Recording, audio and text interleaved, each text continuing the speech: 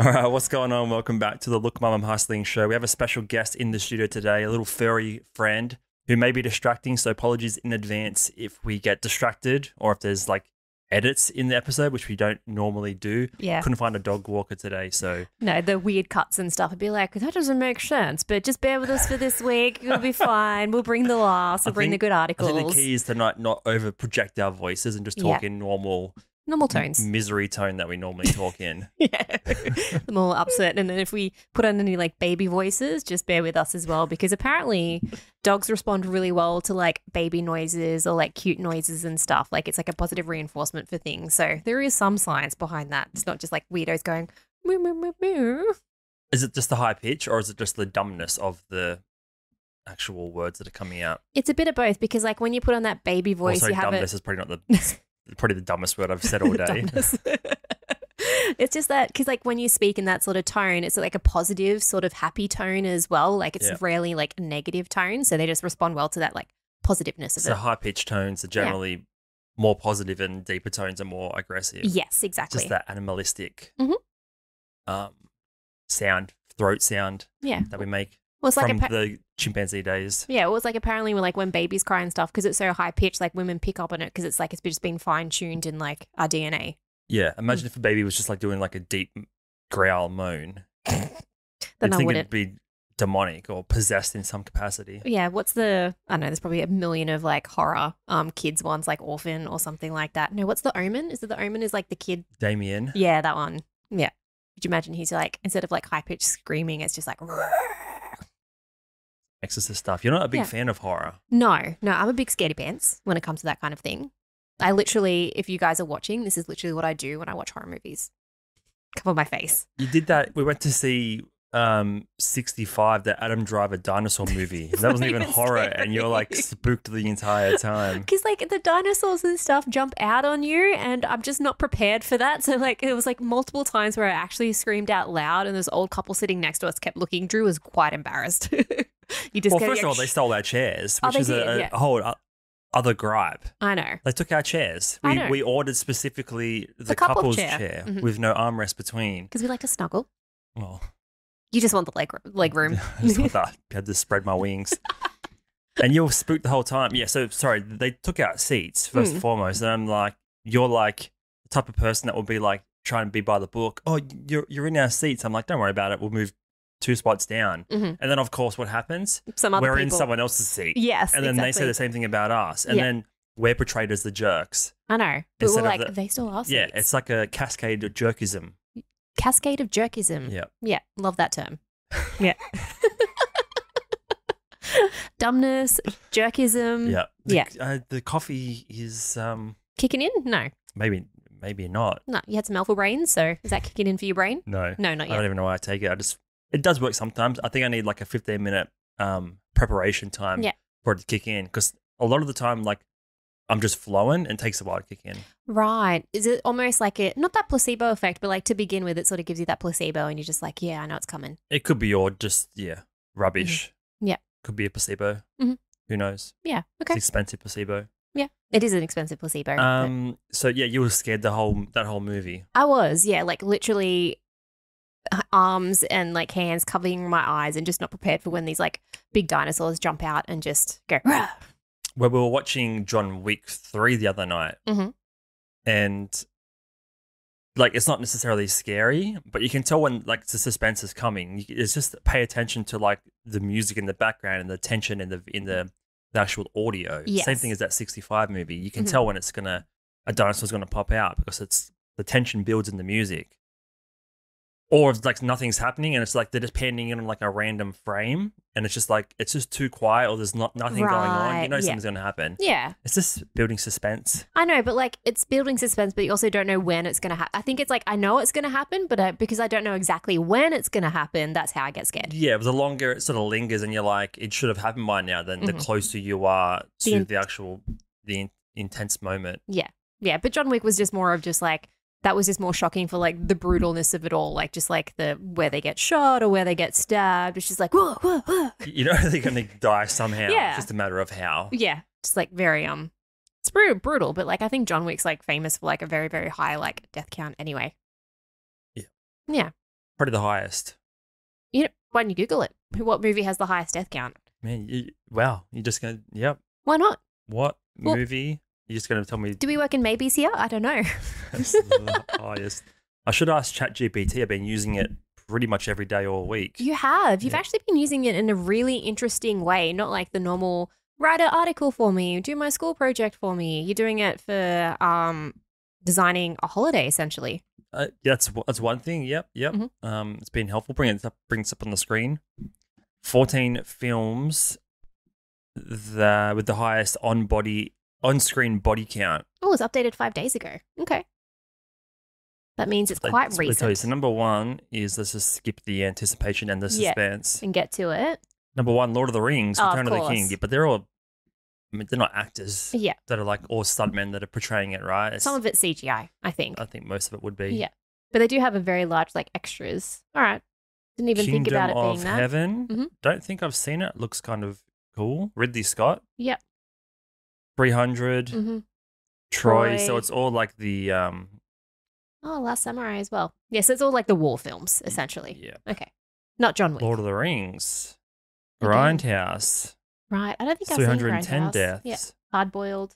Haven't seen that. I think I've seen that years ago. Is Titanic. I shouldn't laugh. That's based on a true So John story. Wick, not even remotely close. No. But I mean these are per film, so these are from like between like 250 and 300 deaths. There you go. Okay. Equilibrium. Equilibrium's a I don't great know if I've movie. seen even half of these films. Okay. I've seen most of those. Got a binge coming. Yeah. Add it to our binge watch list. What movie has the least amount of death counts? Probably some sort of romantic comedy, I'm assuming. None. Trick question. Oh, okay. Phew, went right over my head. What's the answer though? I don't know. What movie has the least amount of deaths? A lot of them. Most of them. Most of them. We're just firing on all cylinders this morning. Pew pew pew. That's my head at the moment. Speaking of death, I think the death of Drake and The Weeknd's careers might be soon coming. Sooner than rather than later. Not really the death of, but have you seen this AI Drake and Weeknd song that came out this week? I only heard it in reference like 2 days ago. I haven't even heard the song at all. So I have maybe I have heard the song and didn't realize that it was an AI generated song, but didn't they take it off the market or something? Yeah, so this guy called, what was his name? I can't remember what his name is. Some artist who's in like a white like ghost outfit. I think his name's Ghost Rider, which is just like a generic thing. That's pretty fun, yeah. I guess they inputted all of Drake's songs or majority of his catalog into some sort of AI generator. Yeah. And it obviously we've talked about AI in the past and how it can like essentially replicate different types of art and music and stuff. So they basically made a song using all of Drake's audio. Right. And featuring The Weeknd as well. And the song actually is pretty damn good. So, and then now it's been stripped of like a lot of platforms. A lot of videos have had it taken down because now it's getting into that copyright infringement area that we've talked about in the past. We have. And like, this is that dangerous area with like all this AI generated stuff, right? It'd be like, who gets the royalties? Who gets the rights for it? Is it the producer in a way that like mashes the songs together? Yeah. Same goes as like someone, I was about to say DJ Khaled, but not him, but like, you know, like those dance DJs that would have like two like mashup playlists and mashup songs and stuff. Do they just play like royalties, or is it a brand new song because they're taking these parts from it? I'm pretty sure they play royalties. So again, every pod we do is like a reference to like 5 other previous pods. So like I was watching Coachella over the last weekend, as we talked about in last week's episode. It's actually gone on again this weekend. But on, I think the Sunday, there was, what's his name? Kenny Beats. And he just does a mashup of different songs. Like there was everything from Blur to like Kanye West to Kendrick Lamar. Just like all genres. All genres. Yeah. But then he plays like small chunks out of each of them. But they would have to get some royalty because it's playing the original track. Yeah, so because it's not like a reinvention or repurpose type of thing, it's like literally just the same song, just 20% of it mashed with another song, they'd have to give the original artist some sort of royalty. So let's play this Drake song. Ooh. And tell me what you think. It's actually going to be really interesting. I don't know if I've heard it or not, and if I have, I wouldn't have figured it was AI.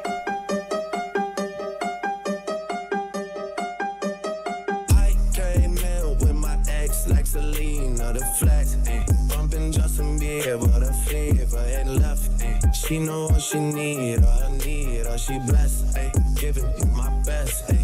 I got my heart, I'ma say it with a knife in my back, what's with that, 21, I love him, that my brother, that's where it's at, Metro made the beat, so you know that it's gon' slap, yeah, it's gon' slap, son, run it back. Talking to a diva, yeah, she on my nerves. She think that I need her. That's Drake. This is the weekend part.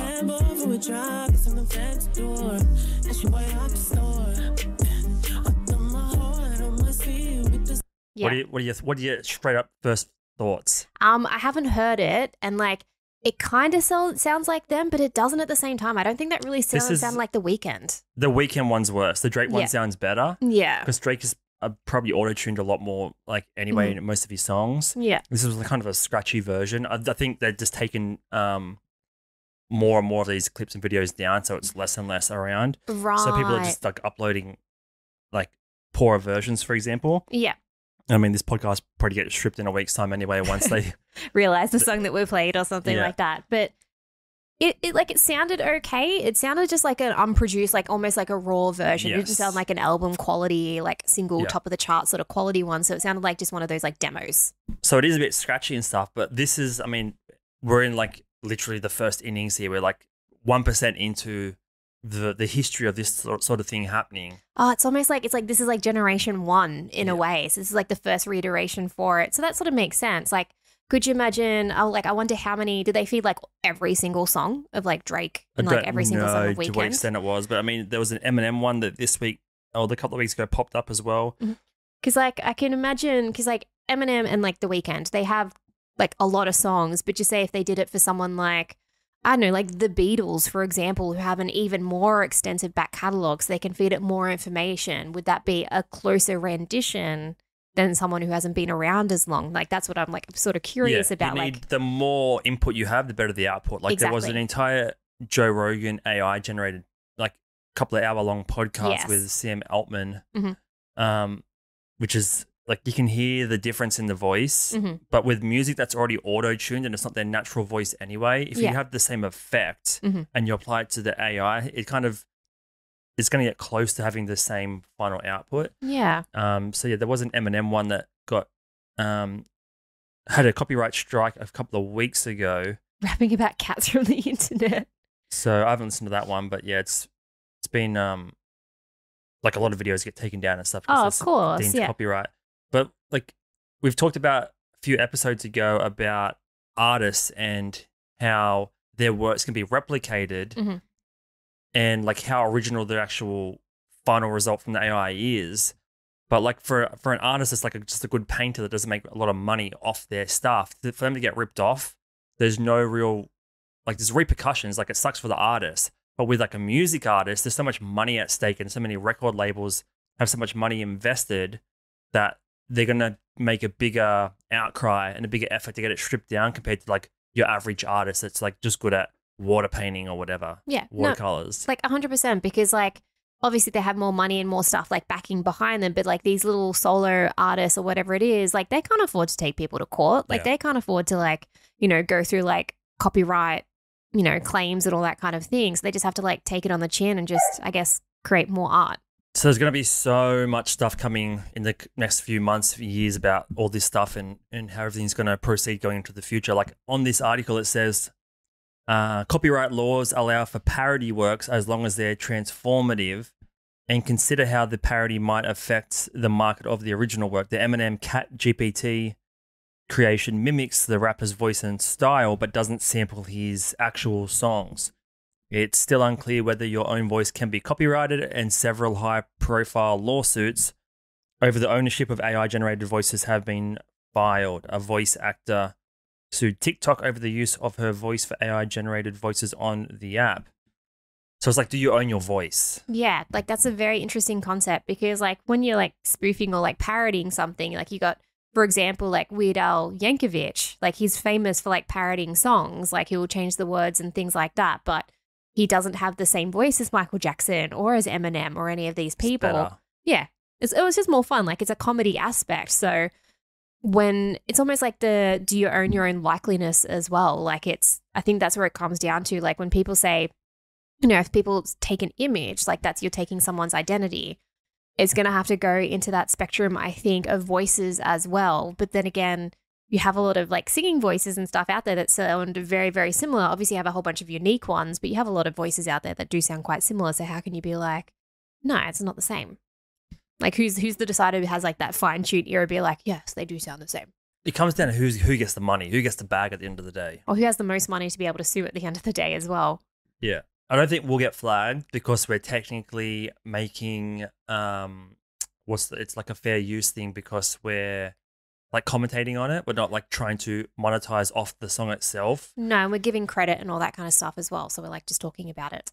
So as opposed to just like uploading the straight original thing and just like getting AdSense or something off it. Exactly. No, we just want to talk about it because it's interesting, So yeah, I think there's going to be a common theme in a lot of the episodes going forward in the next decade, at least on this podcast or podcasts of this type of nature, talking about culture and creativity and art and hustling and everything. So, well, it's just like, because it's like an online tech base, right? Like it's going to just become more prevalent in a whole bunch of different industries.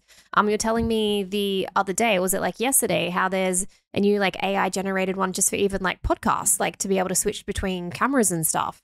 Like, and that's not going to take a job, but it's going to like make the job easier. Like we're only just hitting the surface level of like the potential of like how much or like what aspects of AI will be integrated into like workforce or into jobs or into programs. It's gonna be everywhere. It's gonna be everywhere. It's one of those things like the internet. You can't really predict where it's gonna be. It's where it's gonna be embedded. Yes. We've talked about before ChatGPT being on your phone or your computer or whatever. But when it's like the first interface between you and your device, like it talks to your device rather than going into an app, for example, then finding it. It's like it's the middleman between you and your device. That's where it's just you're not even gonna realize you're using it at the end of the day. It's just gonna be just part of everyday existence, everyday actions with technology. Well, just to think about the good old days of like dial-up internet, who would have thought that we would have like the metaverse? Like it's just, it's pretty mental of like how far this technology can sort of grow and evolve and stuff into. Like, and again, we're only at just like the beginning stages. Who knows what it's going to be like in literally like 5 years' time, like because it grows so fast. Well, what's interesting is I've mentioned before, one of the new, more not recent, but recent to me podcasts that I've been listening to is Philosophize This with Stephen West, which been around for about 10 years now, and it's just a philosophy-based podcast. Talking about like Plato and everyone from like way back in the day to more modern like American philosophers from like the 21st century. He's now starting to move into conversations about this because he's kind of covered most things in the past and all the major philosophers, but now this is a whole new can of worms in terms of the philosophical questions around art and ownerships now. Yeah. So it's sort of like looking to like talking about future philosophies and the implications of AI and stuff. So it's interesting when you bring up the philosophical, well, like the ethics and stuff behind it, because then you have you see these articles of like, it decided to learn a language by itself so it can communicate. Like it's pretty interesting. Like at what point does it, do you treat it again, like, it just makes me think of, I think I've mentioned this before, like Bicentennial Man, like what point do you treat it like a human being, or does it have rights or anything like that? Like it is pretty limiting. You can ask it some stuff and it's just like, I don't have the data set to do that, or I'm not able to do that or find that information.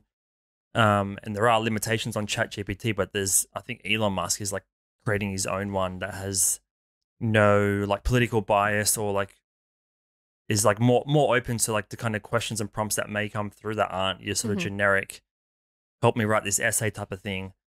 So like you can ask it to like teach me a language, but it will just give you the most basic responses, like start with colors, start with numbers. It's not going to be like, here's the actual plan, here's how to do it specifically. Because it's just like Googling for you in a way. So it's just like... It's just shortcutting Google, shortcutting and like curating Google searches for you. Pretty much, finding the best or the most common answer between all of them. So it'll dive into and it'll create stuff for you. Like if you want to write an essay with this amount of words and to touch on these 5 points, but do it in this style, or have like a positive spin, or like in a, I don't know, a pessimistic tone, or it'll like do all that and collate all that information into like its response. It is more than like a Google search in that regard, but it is limited in terms of like what it can, like what kind of data it can scrape off the internet or from videos. Like it can't like analyze every YouTube video. There's just simply not enough processing power for it to do that. And it feels like it's just like coming in waves, like because when we first sort of talked about it, it was more about the art generated, and then the second time that we sort of talked about it was like the written word, and now it's like the audio aspect. So it's very interesting that it's sort of people are like it's just coming in waves. Well, in that area. I haven't seen it yet. Maybe we can watch it here. Casey Neistat's latest video is basically AI created this video. Oh, really? Yeah, I haven't watched it, but I don't know if it's like a clickbaity title or not. We can probably just skim through the video. Yeah. He generally makes very good videos anyway. But I wonder if it's like the next step is the video part. Like you mentioned, like the podcast editing thing, I think it's called Autopod. If we have 2 or 3 cameras here, it can automatically cut between them based on who's talking rather than me going through the timeline and doing it all manually. So yeah, you talked about text, photos, audio, and now videos are probably be next. The next stage. Let's have a look. I love his studio setup. It's like so, because this is he's in New York, right? So New Yorky. So he's typing in, write a script for a Casey Neistat vlog. This is in ChatGPT 4. Video needs to be 3 or 4 minutes. I actually did this yesterday, and I'll tell you in a second about it. Also, for those that don't know, Casey Neistat purely scripts like all his entire videos and stuff as well. Manhattan, let's go.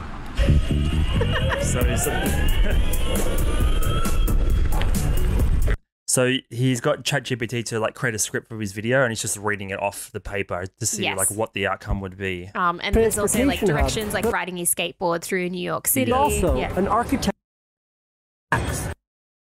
Okay, you get the gist. This wasn't actually edited or anything by Chat. No. What's new at the office, Candace? We're working on some exciting new projects, but it's top secret for now. You have to wait and see. Sounds intriguing.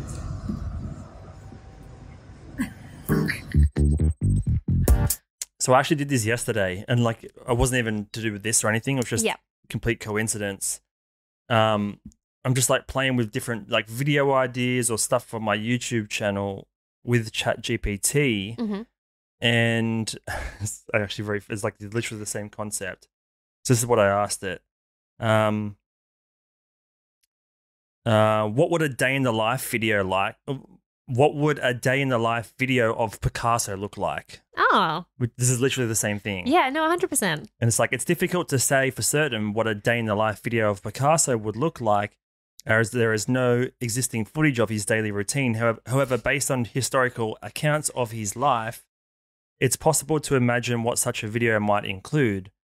And then it's like one possible video Picasso might begin with him waking up early in the morning, as we know, is an early riser, blah, blah, blah. And I'm like, it just did a couple of like paragraphs, and I'm like, okay, write a script and timeline to suit a 7-minute video of this nature. Right. So then it's like minutes 0 to 30 seconds. Have the title card and opening music, 30 seconds to 1 minute. Opening shot of the sunrise over the rooftops of Paris. Slow zoom in on a window with a man inside. Voiceover introduces the subject. This is Pablo Picasso, one of the most famous artists in the world, and today we're going to spend a day in his life. And like does literally this. That's amazing. But then I'm like, I just wrote more detailed, and then it's like gave me a way more detailed, like shot by shot idea of what I could do to like make a 7-minute video of that. Right. That's pretty cool. So it can like script. It's not really doing the video for you. It's just script creation. Yeah. And like, even if like, it's almost like it gives you like a draft 1 or draft 2 of just like the outline, and then you can just like fine tune it in your own words. Yeah. Yeah. Pretty interesting. Or just playing in the background with no audio. So it's it can be useful, but it comes down to the types of prompts you put into it. I enjoy it for like that kind of thing, just to mess around. Yes. And you can come up with some interesting ideas. I'm trying to come up with some different like video titles and stuff like that, which is probably the most generic thing you can use it for, and like selfish reasons, I guess. Yeah. But like the options are endless. And again, it's ChatGPT 4 now. We've got so much further to go. And you've seen from that editing thing for the podcast, like if it can edit videos like that just based on who's talking and what microphone, it's going to be just crazy going forward. Like you can just be like, here's a 7-minute video. Every time you hear these main 5 talking points, put an animation on the screen. It's just gonna cut like a 10-hour video edit down to like 2 hours for you. Yeah. No, it's almost like it's like the shiny new toy at the moment, but I don't see it going anywhere anytime soon. Like it's pretty amazing, like the capabilities it can do, but it's just like a great time saver in general. Like rather than spending hours and hours of like research, it just cuts it down into, half an hour's work, which is awesome. All right. So I think it's enough AI talk for now. Yeah. Let's just, you can pick a 1, 2, 3. Which one of these do you want to talk about? We got this is just a random segue. SpaceX rocket launch. And we got AI. AI. Everything's AI. There's a bunch of new Apple news about the new products and software updates and stuff. Yeah, I've seen some of that. They're introducing a native journaling app. I saw that. I haven't read too much into the article, but for those that don't know, I'm a big fan of journaling. Right, let's just I journal every day. We can have a read through. We're kind of big journalers at the moment, and there's been journaling apps in the past. Of course, Day One is, I think, probably the most downloaded and most significant one that's been in the App Store for quite a while now. Like there's people that have 12 years of diary entries and stuff with that app. Oh, that's cool. I'm a very much like a big like hand writer. I sort of prefer it. I have like this just image in my head. Have you read 1984? Yeah, the Big Brother one. And I just like every time I write, like that's the whole reason why I write, because like in that particular like society, the art of like handwriting's been lost because everybody just types all the time. And like I have like some people I work with and they're like, I'm just not used to writing. Like it's just one of those things. So I just almost don't want to lose that art form in a way. So I'm looking forward to reading through this article, but I don't know if I'd switch to a digital version. Well, that's what I think we're watching a bunch of Ryan Holiday videos about his journaling practices. And he referenced, I think it was Steve Jobs. I don't think he had a journal necessarily, but he had a bunch of like documents from way back in the day and just couldn't access them. And they were super important and like sentimental or whatever. Yeah. And if Steve Jobs couldn't find like digital files that he needed. Yes. And he was like owned and created Apple or co-founded, then it's like having a digital version, whether it's in your Notes app, whether it's in Notion, whether it's in Day One, the odds of the app crashing or a software going down or the cloud password not working. Like a hack route, like wiping all the data. The physical version is probably more reliable in that regard. So yeah, that's kind of why I do it as well. Yeah. But there have been people, I don't know, if you commute every day and you have to get a train super early, you don't have time to sit down and do it on paper. Some people just can't or don't have the capabilities to write and stuff anyway. Well, that's a good point as well. So anyway, Apple adding a journaling app. It's like one of these native ones that you can't delete off your phone. You know how like the podcast one. Oh yeah, cool. Or I think stocks you can delete. But there are like also the Notes Safari. app, You can't delete off the phone. It's built in. So, new report says that one of the new features being introduced as part of iOS 17 is an Apple journaling app along the lines of the popular Day One app shown above. Right. And then it's like basically because they have Apple Health and stuff, and this is kind of an extension of that, kind of the mental health aspect. Oh, for sure. Yeah, that into. actually makes heaps of sense. So this is from Wall Street Journal. Apple is planning an iPhone app that lets users compile their daily activities as part of its efforts in the market for mental and physical health, according to documents viewed by Wall Street Journal. Then there's some guy here that says, I've got 12 years of entries. Hopefully Apple make it easy to import all those entries to the new app, and apparently they will.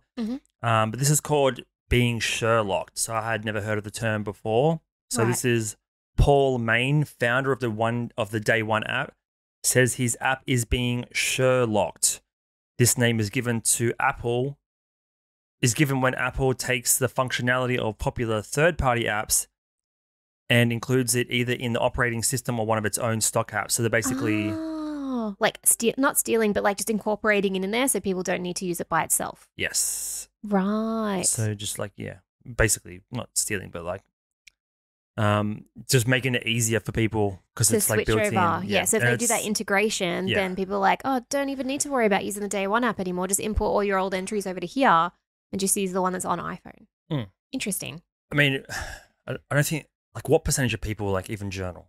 It wouldn't be. It's not a very high percentage because I actually have a journaling YouTube video where I go through like my old teenage journals and stuff, and at the end of it, I sort of talk about like the benefits and like why you should journal and stuff. But a lot of people still don't look after their mental health or realize the benefits of what, you know, writing every day can do. But just the practice of and the art of like self-reflection is just really, it's like essential to help you sort of figure things out, just to be able to, I guess, sort through your thoughts and feelings and all that kind of thing, just to be able to, I guess, move forward or plan or things like that. But it's not a very high percentage at all. This is just a quick Google search. Shows that about 8%, so not much, like less than like 1 in 12 or something. Yeah. So it's not that many. So like the app, I don't think it's going to increase the percentage. It's going to like reduce the friction for people. Yeah. What's the whole barrier to entry? Is if the barrier to entry is low, then you're going to have more people that can partake in that particular activity. Yeah. Yeah. Just kind of interesting that because there's heaps of news coming out about the new iOS updates and stuff like that. Yeah. There always is. I think there's a huge Apple Watch update. Well, Apple are doing heaps at the moment. They've also launched a savings account as well, which I saw that was really interesting. I think that up. Yeah, I think I've got your link. Hold on. I didn't even know there was an Apple Card. Yeah, so I don't think it's really been launched here in Australia yet. But what's super interesting, I guess the banking regulations and legislation would be quite different. Yes. So it'd be a bunch of workarounds and stuff. To make it a bit easier. And that's why I like Apple, because I can airdrop Drew links. Did I do twice? No, just the once. Oh, wrong one. It's here we go. Oh, there we go. Sorry, it's a bit slow. So this is from CNBC. Apple launches its savings account with 4.15% interest rate. So Apple on Monday launched its Apple Card savings account with a 4.15 annual percentage yield. So basically, you get 4.15% if you leave your $100 in there. You get 4.15% at the end of the year. It requires no minimum deposit or balance, Apple said, and users can set up an account from the Wallet app on their iPhone. So again, it's reducing Barrier the to friction. entry, yeah. The company said in a press release that all daily cash rewards earned through the Apple Card will automatically be deposited to the savings account. So I think they have like a cashback type system where if you make purchases through their... Oh, like shop back and stuff? Yeah, you get like a kickback. That's cool. And it's all through... It's like basically running through the Goldman Sachs bank. So yeah, like it's sitting in the range. Like there's a lot of savings accounts now ranging from, in terms of their yield, between 3.5 and 4.7%. So it's sitting like right in the average range. Literally 3 years ago, it was like 0.01%. Like it was so bad. Now it's like up to 4. Yeah. So, and it's some changes stuff. But yeah, I don't know if you didn't want to invest your money with Apple. Well, it's like it's one of the big 3 or whatever it is, but like Apple are doing a lot at the moment. They weren't doing like they're like trying to look after. They're really promoting like their physical and mental health, like through their apps, like through Apple Watch and all that kind of stuff. So really focusing on the wearables. Now they're releasing this mental health sort of aspect. They're working on your financials as well, so creating a bank for you. And then they're going to be working on like gaming and entertainment with like their VR system. They're trying to like take over your life. Well, they have been for a while, right? Started with the watches and the phones. Yeah. But just in my statement just a second ago, it's like, would you invest with them? We kind of already are. In their products, right? Buying their products. Well, like it's raising their share prices every time we spend $2,000 on a laptop, $1,500 on a phone, $2,000 on another computer. Like $300 on earpods. We're watching that show on Netflix, How to Get Rich, which I don't think we're going to talk about in this episode. But the whole show is based around personal finance and getting your life in order. It's not about living rich. It's about having control and autonomy over your money and like knowing where all your money's going and stuff like that. General financial knowledge, which is helpful. But like they interview people and people have like less than $5,000 savings a lot of the time, like very little savings. I think you could probably search it now, but the average amount of savings in the US household is not that much. No. But if you think about how much money's saved or invested, let's say they have a couple of grand invested in total, they've got more money invested in Apple products at home anyway. So you kind of are investing more in them, if that makes sense. It's just not in the bank, it's in the product. Yeah. Which is going to essentially, over time, diminish and need to be replaced by more products.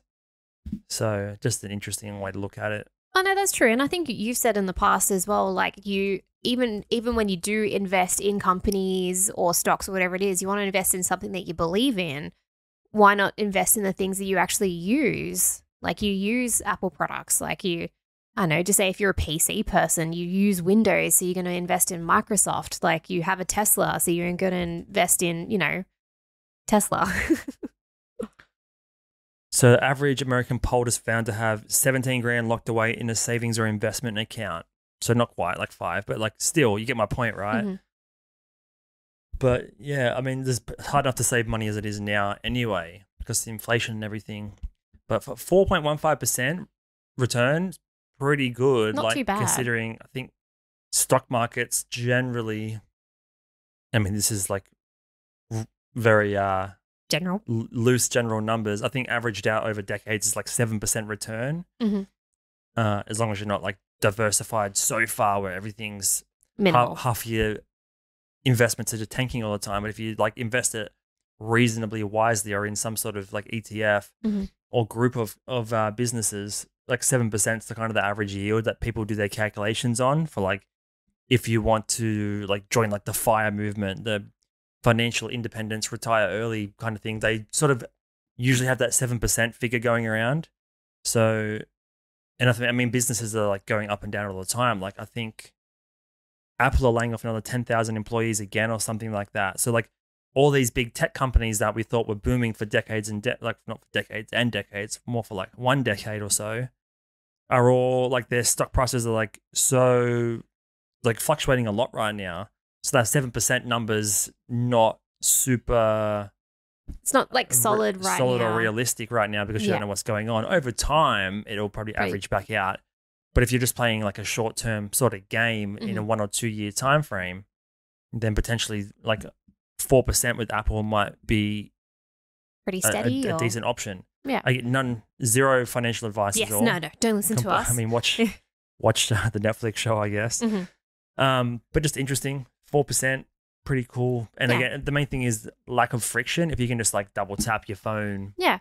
We'll just say you get a new iPhone and you set up a bank account with that iPhone. Like it's trying to do, because I don't take my wallet with me most of the time now anyway. Like we've got, in Australia here, we have digital licenses on our phones that we can access. So you don't even need your physical license with you anymore.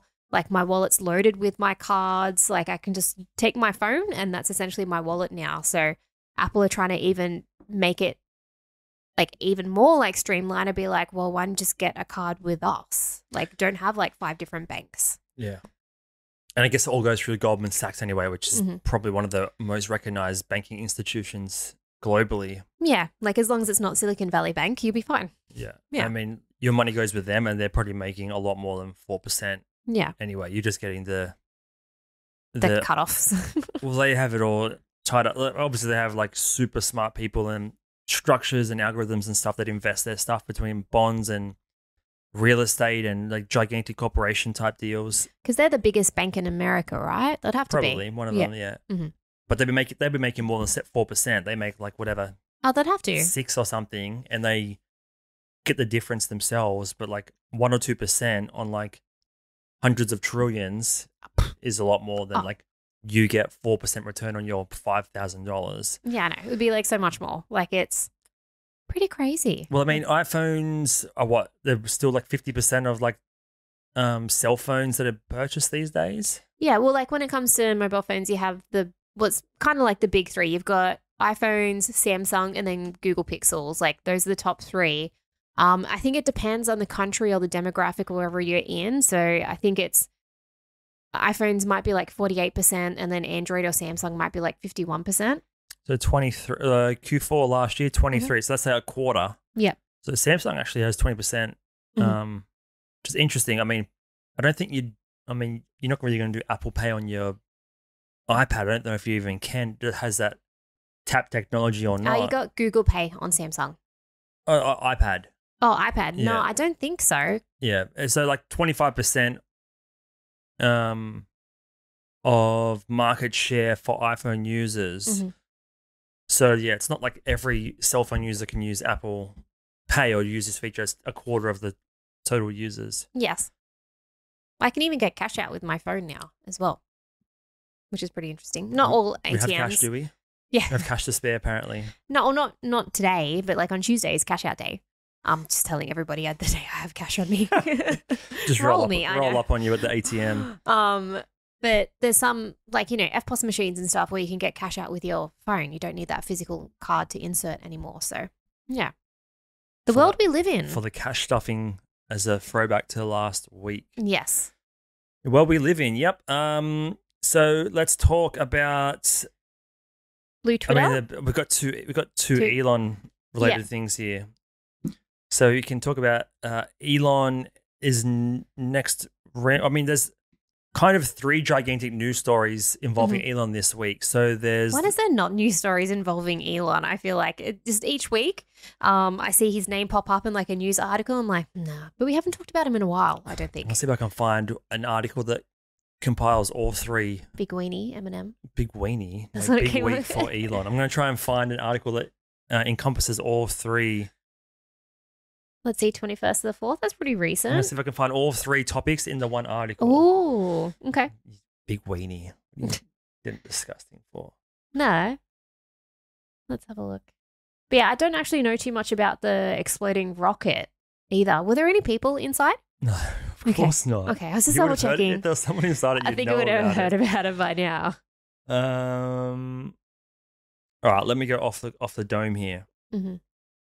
I mean, But they're so maybe it'd be hard to find one article because they're so like diverse like areas of like tech because you've got like astrophysics,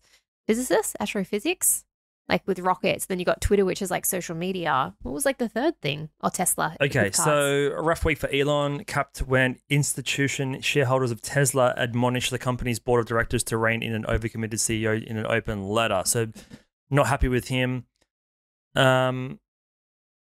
Basically, yeah, the shareholders of Tesla aren't happy, wrote a letter saying he's overcommitted to his other projects, including SpaceX and Twitter. This is not going to cover the article. So basically, first and foremost, he's stripped the blue check marks from everybody. All the celebrities, everyone's been stripped of their blue check marks. So let me get this right. So if you're currently not paying for it, you don't get one. Even if you're a celebrity. So a lot of celebrities kicking up a stink and stuff. Some people are getting theirs like reinstated out of nowhere. Oh. And a lot of them are just being like, I don't like want it now. It's kind of like a bad omen, or like it's kind of like a mark of shame almost to have one. Like you're like one of the chosen few that just get it for no reason without paying. Gotcha. So you only get it if you pay now. So all the celebrities are kind of pissed off because they're like their credit or like their it's authenticity. the ability to be like authentication, basically. Yes. So they can be like replicated or trolled or have their names copied or like parody accounts made about them or whatever. Yeah. So there's that whole side of things. There's also been in Elon. So that's one bad thing, right? So I'll briefly. So celebrities in an uproar because they don't have their blue tick anymore. Fake accounts is what I'm trying to say. I'm really struggling today. No, you're right. Struggling. Well, because like people, it's eventually going to become more common or more known that like the blue check mark doesn't actually mean authentic. It just means someone's paid for it. It's going to take a while for that to sort of roll in. And I can see if like you're a huge celebrity and then someone has the same name as you with a blue check mark and just like being like heaps ridiculous or outrageous and just like saying like stupid or dumb or mean things in your name. And you're like, yo, that's not me. But like, but they have a blue check mark. What do you mean? Exactly. Yeah. Mm-hmm. So it's just losing its meaning. It just opens up more bad bad shit to fuck, I'm struggling. No. Bad shit to happen, basically. Like Yeah. anyone can like pop up like a fake account now. But to like overcome that, you kind of are forced to pay. So someone like Stephen King's like got his reinstated for no reason. He's like, I don't even want it anymore. Like instead of like you guys giving me the thing, acting as if I'm paying $8 a month, just like give that money to charity or whatever. Yeah. I mean, if 10,000 people do that, it's a lot of money that can go to charity. But they're just giving blue check marks willy nilly and taking them. It's a bit of a clusterfuck. Like it's very confusing what's going on, and it makes nobody want to have one now. No, but like, is it him like literally sitting behind the desk and be like, give them one, give them one, give them one? Or is it just like some like high person at Twitter just being like, all right, let's give it back to them or whatever? A bit of both, I think. Yeah. I think he's as intelligent and much of a genius as he is, I think he still makes most of the decisions for all three companies. Yeah, you know, I probably could see that because he just like seems like someone who just not wants control, maybe does want control at the end of the day, but like has that little bit of like power potentially. He's just up all night making decisions. I don't think that guy sleeps. So that's the Twitter fiasco. This is not really a fiasco. It's just like more newsworthy. Yeah. So SpaceX launches the most powerful rocket in history in an explosive debut. So basically they have a plan to get men on the moon, I think by 2025, and they're testing all these new rockets and stuff to make sure they can get someone there without them blowing up. They're not going to put someone in and let them die like without testing it a bunch of times. It's not the 70s, right? Yeah. It's shit. So it's called SpaceX rocket Starship. Exploded over the Gulf of Mexico 3 minutes into its first flight or test flight, which is basically deemed a success because it ticked a bunch of boxes for them to work out what needs to be improved and stuff. So there's 2 stages to the rocket. The first stage is called the Super Heavy. It's a collection of 33 individual engines. Whoa. And provides more than twice the thrust of a Saturn V, the rocket that sent astronauts to the moon in the 1960s and 70s. And that's designed to get about 65 kilometers above Earth before like the shuttle part kicks in. Right. So basically they're just testing that bottom function first. Gotcha. I can watch a quick clip here. So big.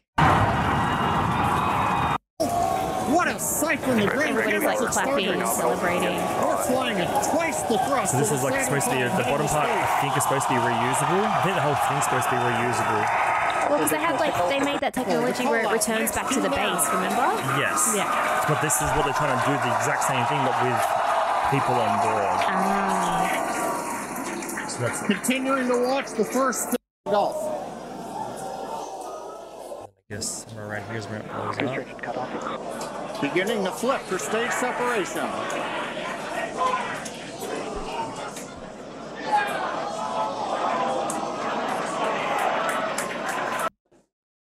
There's a big Where fire in the Starship sky. should separate from the So super it heavy can't booster. separate.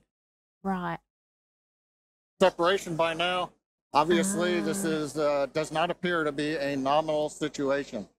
Yeah, it does appear to be spinning, but I do want to remind everyone that everything after clearing the tower was icing on the cake. So all they wanted to do was like get the lift off and see what they had. Yeah. So they got like so much data and stuff from internal computers or whatever. Oh, like any of these, like with any of these like science experiments and stuff, it's like the actual failures that they've learned like heaps more from than the successes. Because if everything goes right, then they don't know what's going to go wrong. Yeah. Yeah. But it's interesting that you can see all this live streamed and stuff. Like we're talking about like AI and stuff. You can watch it all unfold in real time, basically. But I think, 2025, they want to do the next moon mission. So they're just testing it out. So that was like a pretty substantial advancement in what's going on. Yeah. And then lastly on Elon news, I think there's new news coming out about Tesla, and they're now dropping the price and the profitability of the entire fleet or most of the cars. Right. So obviously that's going to Just make so the they stockholders go, no. Just because they wanted to just get more market share. Mhm. I'm really not doing a good job at giving all the details. Fair. It's not fair. It's not fair at all.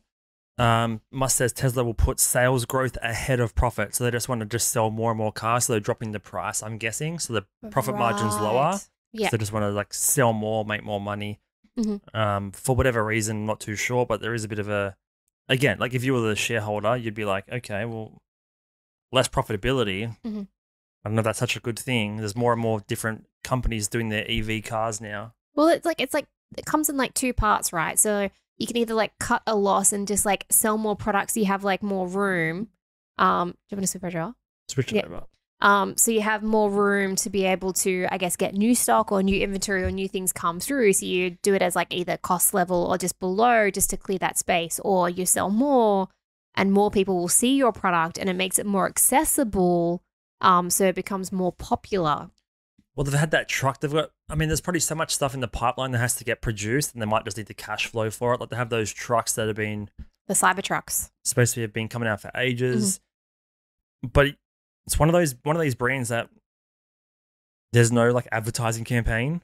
No, it's literally like Elon. And again, another thing we've talked about in the past, like Richard Branson, people like that, they are the campaign. Like they are the voice. They are the spokesperson for it. You're not seeing ads on primetime TV by No. Tesla. No.